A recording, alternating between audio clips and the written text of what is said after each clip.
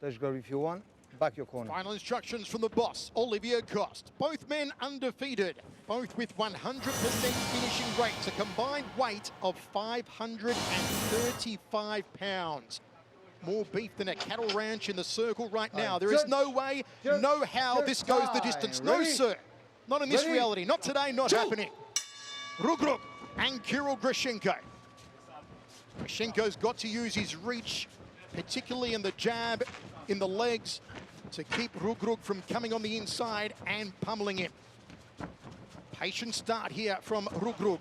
Umar Khan. Look at the way Grishenko took control of that center circle. I was going to say the same thing. I think it's the first time I've ever seen anybody back Reug Reug up against the cage.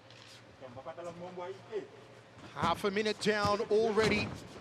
Grishenko trying to turn Reug Reug up against the fence. It's a jostle of power at the moment. Size of the back on Umar Khan. You can see Grishenko's got those underhooks, and he's able to stop Umar Khan from dropping down and attacking those legs. This is what Khan usually likes to do. He likes to reap out those legs and go for trips. And Grishenko's doing a good job of controlling with those underhooks. Near the midsection from the Belarusian. Little shoulder thrust there. Good corking knee to the outside thigh from Grishenko. Don't forget, folks, we'll be in venues in virtual reality this Saturday night. Catch the replay of this event. Join us in the venues app. You know, this is what I've been waiting to see for Reug Reug, as we've seen him in one championship now, being inside the circle with somebody who can actually match him strength for strength as it applies to wrestling. Because you immediately see him drop down, try to attack those legs, but he's not even swimming in. You see he's not trying to pummel, he's not trying to reestablish an over-under. He's still got those overhooks, and he's trying to just stop the knees from coming in. This is an interesting look for Reug Reug. This is a tough position for him as well, because Grishenko is 2 centimeters taller than him, and so that gives him a lot of reach with those knees when he's coming up on the inside.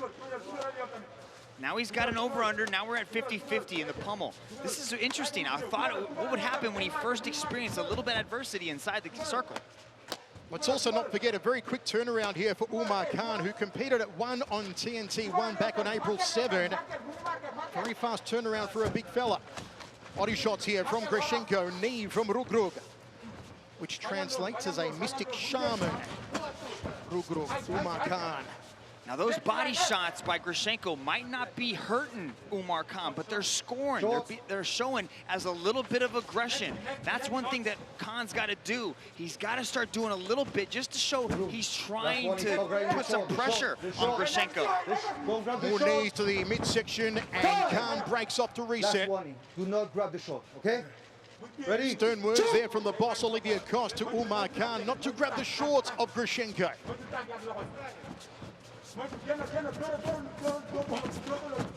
Jab 2 there from Reug Reug. You wonder if the grabbing of the shorts could stem from the Senegalese wrestling. Circles off clockwise now does Reug Reug. Grishenko controlling center circle, trying to lead Reug Reug into that right hand. Grishenko's being really patient here, picking his shots. He's walking Reug Reug down and just waiting to basically unload that right hand.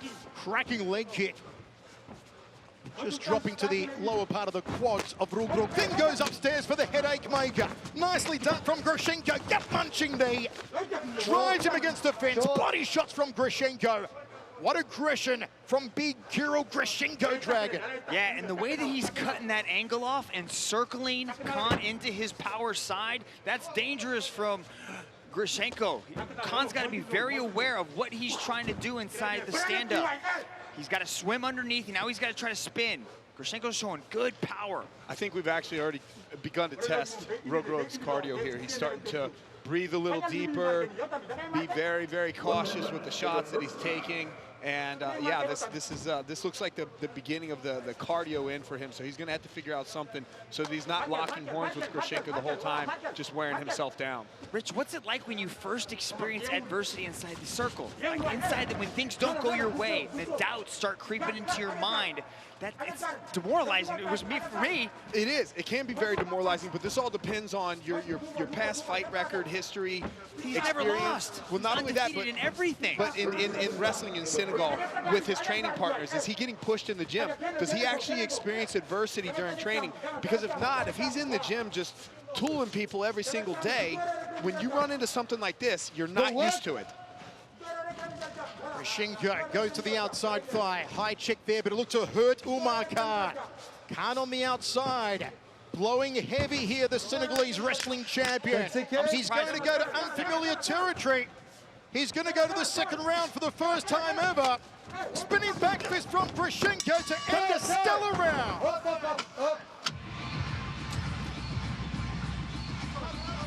What a round from Kirill Grishenko, Dragon. Yeah, but we got to see a little glimmer of hope from Khan there at the end as he was able to hit that knee tap takedown.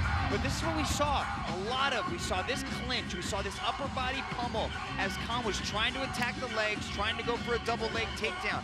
Grishenko was able to control the pummel, keep Khan upright, and not allow him to take. But he was constantly circling him to his power side, throwing that high kick and throwing a lot of hands. But then in the last few seconds of that round, Khan was able to finally hit a takedown. Plenty of instructions in the corner of Reug Reug between rounds, choosing to take a stall, Reug Reug. Meanwhile, Grishenko choosing to stand. Seems to be a little bit of urgency, some frustration in Reug Reug's corner. Very relaxed, though, in the corner of Kirill Grishenko.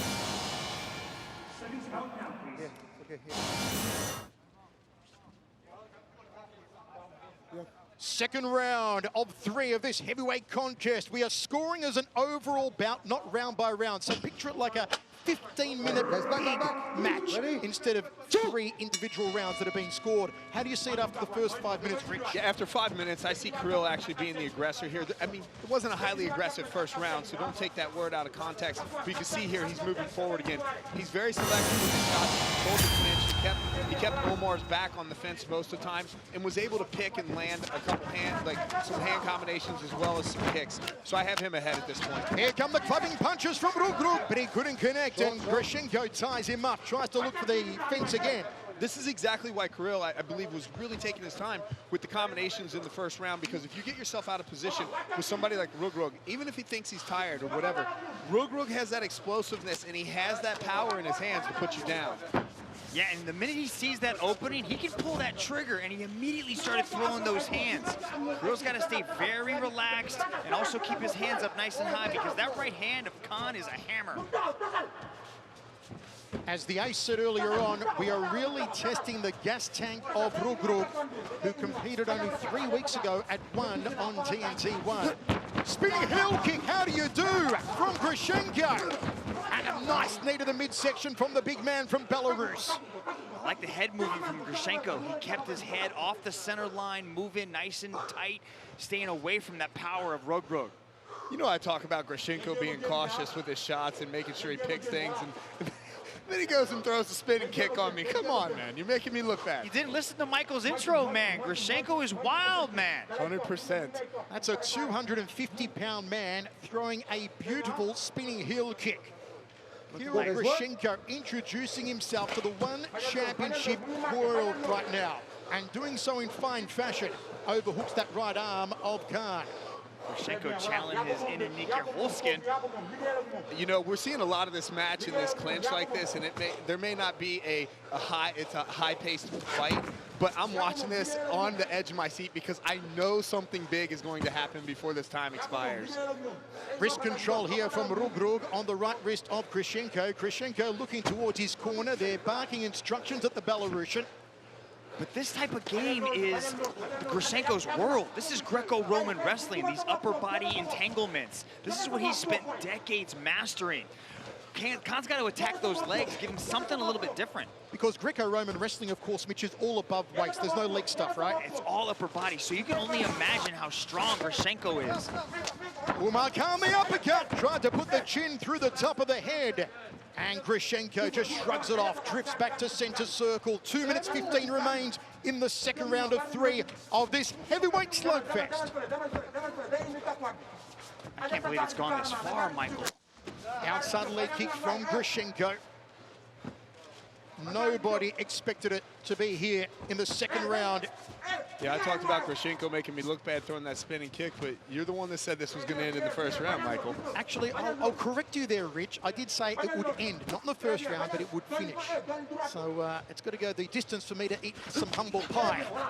Jumping, balking cross there from Grishenko. They do a little tango, and now it's Grishenko against the fence. Yeah, but Khan has seen the second round before, so he has experience in that deeper water. But he's also, what he also has in deep water is he still carries power. I've seen him snatch people off of the ground in these later parts of the round and slam them. So he's always dangerous. But this is new territory for Grishenko. Wrist control here for Reug Reug. 1 minute 10 now remaining in this round. Reug Reug did come in as the favorite. Go guys, work. Nice knee there on the inside from Khan. He is a superstar in Senegal. As we said earlier, undefeated in Senegalese wrestling. If you've never seen Senegalese wrestling before, it's pretty incredible to watch. Lots of action. Yeah, Michael, I was chatting on Clubhouse earlier, and there was so many fans that were so excited in this matchup because of Khan, because he has such a reputation and he's so popular out there in Senegal. Knees from Grishenko, knees from Khan. It's been a better round for Umar Khan. Once again, we are scoring as an overall match, not round by round. Good high knee to the upper right ribs there from Grishenko. Do you sense Grishenko tiring here, Ace? Yeah, I do a little bit here as well. And you may see this as an overall better round for Khan, but other than just pushing him against the fence, he's not doing a whole lot of work here. I would like to see the ref break them.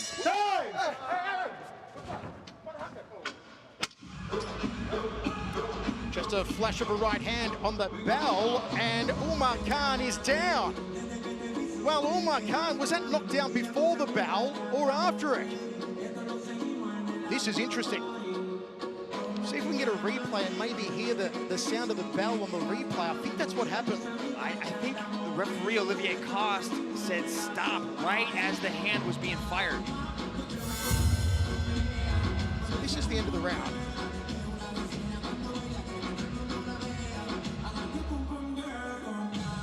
Did it connect the right hand? It didn't look like it. Did it look like Khan was putting in his throat? I don't even think it hit his throat, unless something before the right hand hit him in the throat, but I don't know what. The right hand looked like it was short, like it just barely touched the chin.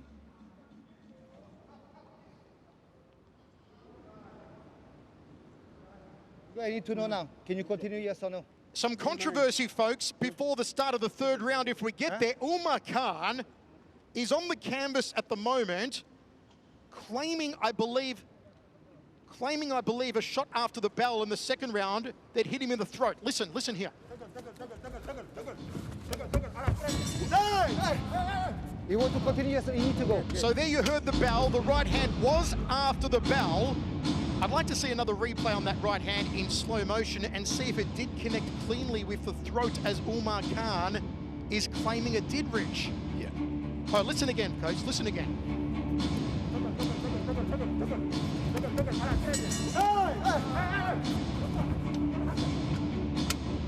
So, I think it's right. Well, it's right when Olivier says stop. Is it after the bell? Is it when the referee said stop?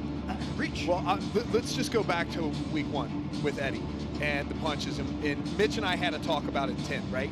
Now, keep in mind that things are happening in full speed inside the round. And so whether this comes a fraction of a second after the bell or if it's actually on the bell, Kirill in no way, shape, or form really intended on hitting him after the bell. And so I can't see how this would ever lead to a disqualification. In the rules, you are told protect yourself at all times. And so it is your job to make sure you're protected until the referee physically separates you. So it's going to be interesting to see how they rule this. So some controversy here in this heavyweight match. Dragon, your thoughts? So, Rich, is it on the referee to stop the action? Or if it's on the bell, do we go to an instant replay? It's on the referee. It's on the referee to stop the action. that looked like it was after the bell, but you could see the response from Khan. Like he's like, hey, and then he goes down. It was like he grabbed his throat. Was the arm already traveling? And then the bell sounded. Okay, we're going to go down to Dom Lau for our announcement here. Let's go to Dom. This match was brought to you by HBO Max. And now, ladies and gentlemen, your referee, Mr. Olivier Coste, has called a stop to this contest after 5 minutes in the second round for your winner by way of technical knockdown.